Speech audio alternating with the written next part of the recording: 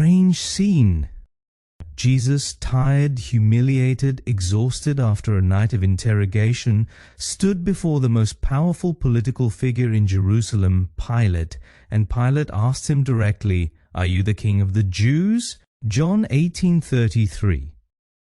Welcome to the Sebcast, where we turn our beloved stories on their heads, where we examine what history might have missed, and where we discover anew and grow together. Because that's the accusation. Not blasphemy, not Sabbath rules. But he said he's a king. It's a political danger. It's rebellion. It's a direct threat to the empire. And what did Jesus do? He didn't respond with violence or bravado. He stood there, alone, weak in human terms, without defense, without an army. And then he said, "My kingdom is not of this world." John 18:36. Not, "I am not a king," but "I am a different kind of king."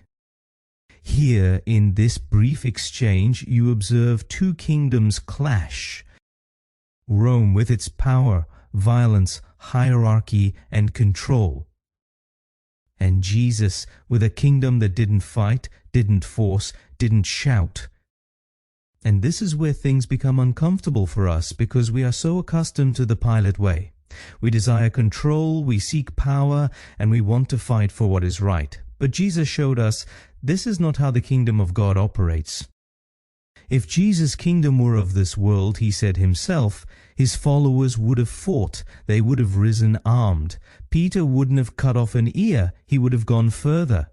But they didn't, because Jesus' kingdom comes from elsewhere and it transforms everything. That's why we don't just believe in Jesus, we follow him.